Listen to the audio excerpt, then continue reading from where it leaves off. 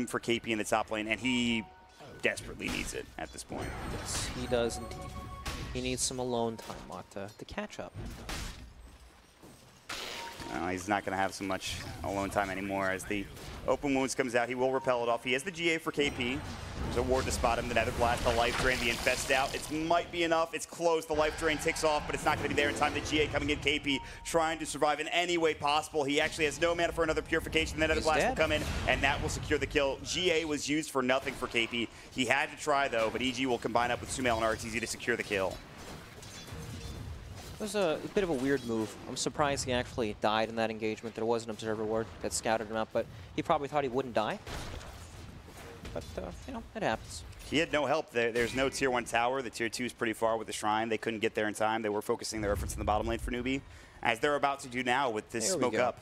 Faith and Mugi trying to find something. This is what they need, but there's a tanky Viper. That could be their potential target. That could be an issue. Yeah, this guy is extremely difficult to Level 3 corrosive skin. The magic resistance is there. Building a headdress next. Mugi is running in, still invisible. He's got the tree ready to go. Break, so now he knows.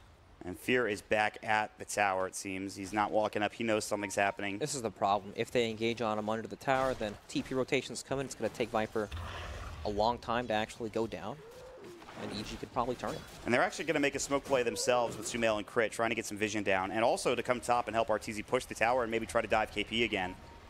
I think once Newbee see Viper sitting in front of the tower, it's going to make them a bit nervous. They don't really want to commit to diving this.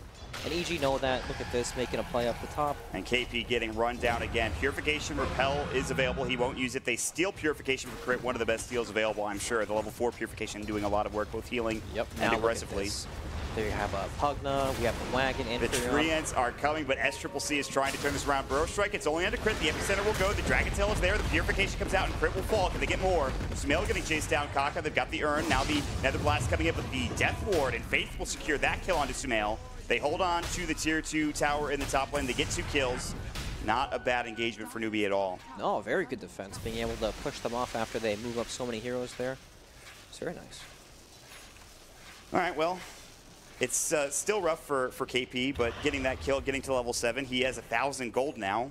He's got the abilities to work with. He would like to have more levels in Repel, I'm sure, but at this point, I think, as long as he can get some room to work with, but it's so hard when he TVs down bottom to try to deal with the Viper and the push coming in for Misery. Yeah, you can't do a whole lot about that, but, you know, there are other things that are going well for you. Like, look at Kaka's gold. 2,000 gold, super close to the Blink Dagger. Tiny, same thing, extremely close to Blink Dagger. And once they have these items, they'll be able to make so many more plays on the map. As CCC has actually Shadow Amuleted and gotten away from Arteezy as the open wounds were going. That's another big item for Newbee, yeah, the Shadow Blade coming out. But the Blink Dagger from Kaka, you're right, it is super close. And he's going to get it with this stack if SCCC lets him have a couple of the last hits here.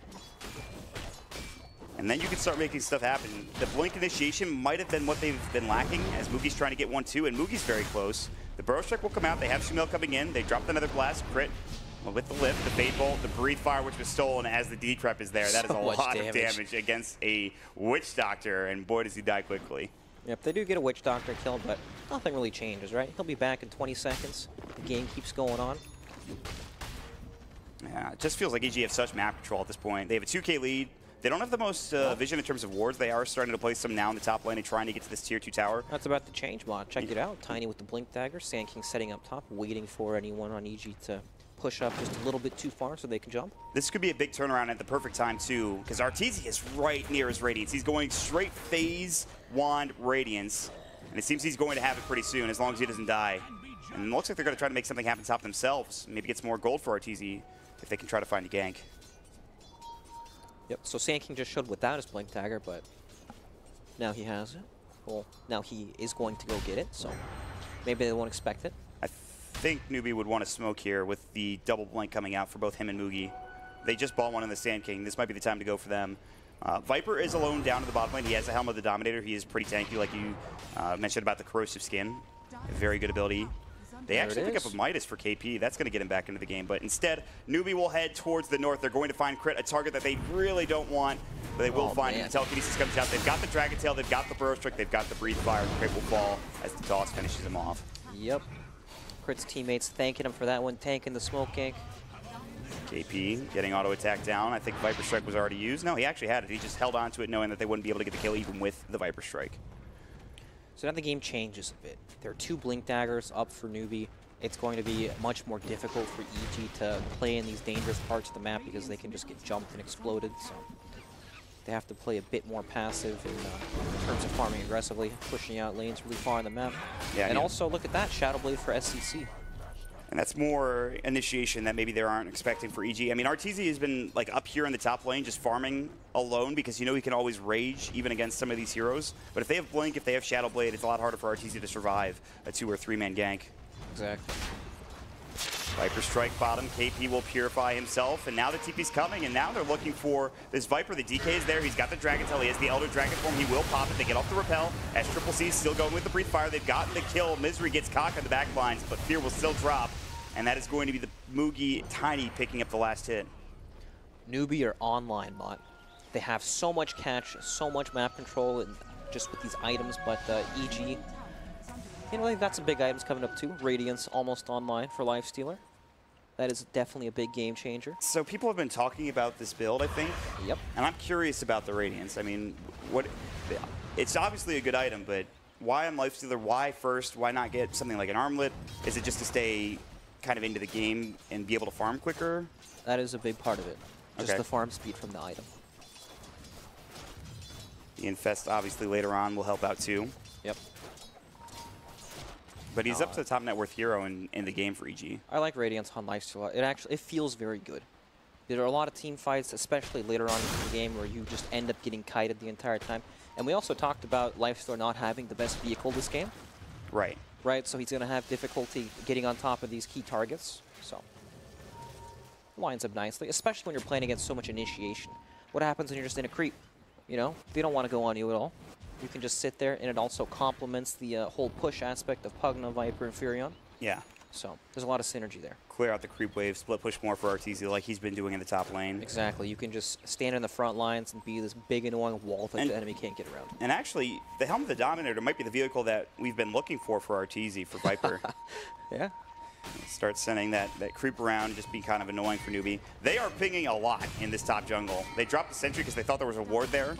And there's one close, but it's not in the location they thought it was, which is a little unfortunate for Newbee. Yeah, very close indeed.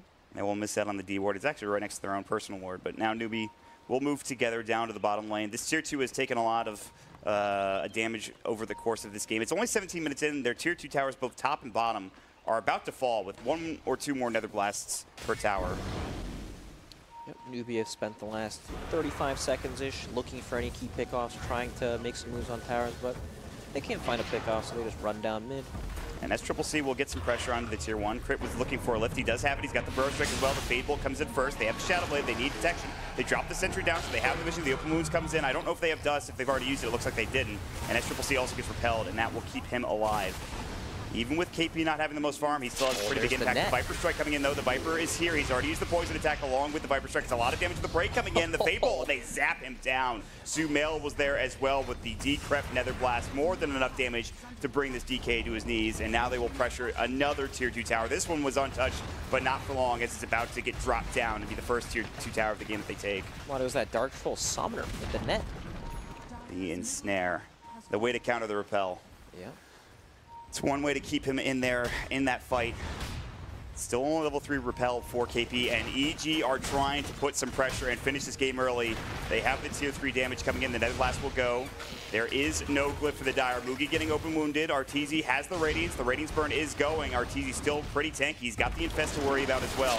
The Viper Strike coming in from Fear. Now on to Faith, who will get dropped down. Good Epi setup from Kaka doing some work for the Life Drain. The Nether Blast, they turn it right around. They get the kill. It's 3 dead for Newbee. SCCC has finally respawned, but they are working on the racks at this point, and it's just going to be a couple more Nether Blasts to get this full set of racks down. Is this a repeat? Are we watching a replay? EG, it seems that they might have Newbee's number at this point. They are about to take it the first set of racks, but it's only the first set of racks. Yes, it is a 7K lead. It is not over for Newbee, but that is pretty rough for them at this stage of the game. They've completely broken the Broken. Okay. Broken the game. Broken the game wide open there. I mean, that was effortless. All they had to do was walk up, casually blast it. They can't walk past this lifestealer. And then they kind of panicked, honestly. Yeah. You know? People were scrambling. How do we approach this? They couldn't really walk up. Mugi was just getting auto-attacked by the Viper. Yeah. This is where Viper does his best work. When you have this significant advantage at the beginning of the game, you can do so much against the opposing cores.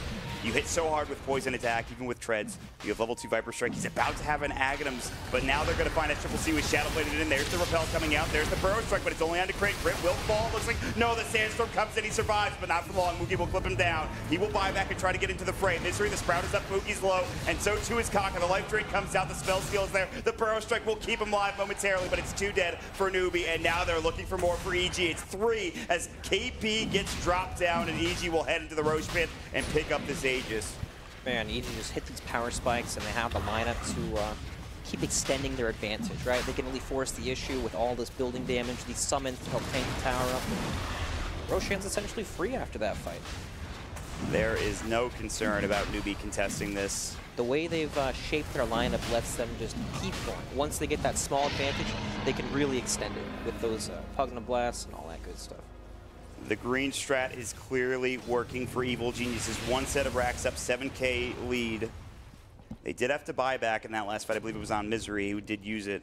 Actually, it was a Crit, sorry. You know, the window where Newbee looked really strong was when they picked up those double Blink Daggers at the same time, right? Yeah. But they couldn't find anything with it. EG felt like they backed up for that portion of the game. Arteezy didn't farm as up as he did previously in the top lane, so they couldn't find him. The big move was Crit. He tanked the smoke.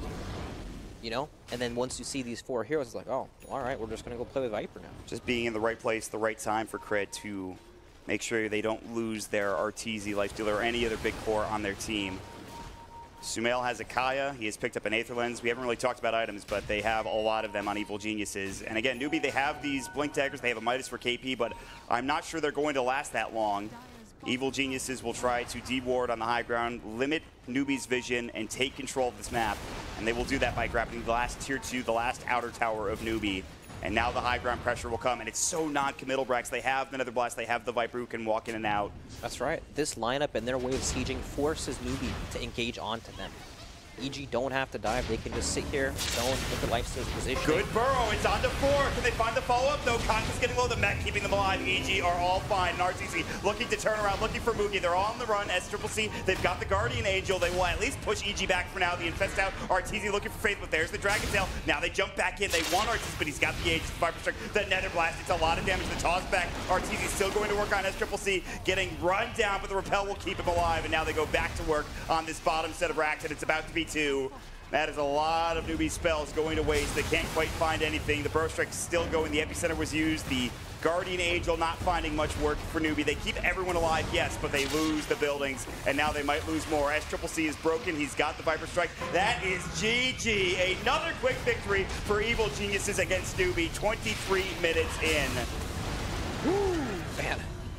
We just hit a point where it was night and day when it came to team fights, right? Lifesteal's got Radiance. Well, I'm just going to stand on the front lines. You can't walk past me. Pugna's going to blast your tower forever. You need to engage on us. And then they do engage, like at that top tier 3 when they took the first set of racks. But there's no damage. Nothing happens. Yeah, they have no damage to be able to deal with the tankiness that is a Fear Viper with level 4 Corrosive Scan. They have Decrep for themselves if they need it. They have Fade Bolt, which is something Crit can use to mitigate a lot of the damage being done by Newbee. Yep. I mean, they really only had like the DK Shadow Blade, and he doesn't do that much damage anymore, even after level 10, because they don't have that 30 attack speed talent. It's gone now. That's right. Game breaking. Game breaking for the DK. It must be. That must have been it. That was it. That's the difference maker for sure. But we will check out the highlights, and that might have been one of the quickest games of the tournament, I think.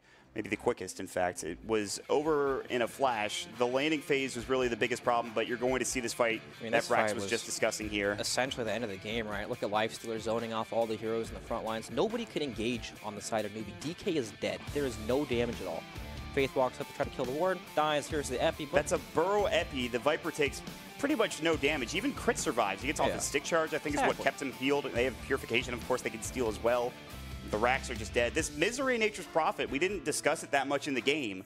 You have extra treant damage. You have a vehicle for the lifestealer. It's plenty of good base damage from the Nature's Prophet himself. The mushroom, man. It was just a pushing strat when you think about it. We never really said that, but it was essentially a pushing strat for EG. Yeah, it is. Once they all hit their timings, they're good to go, and it's as simple as running down a lane together.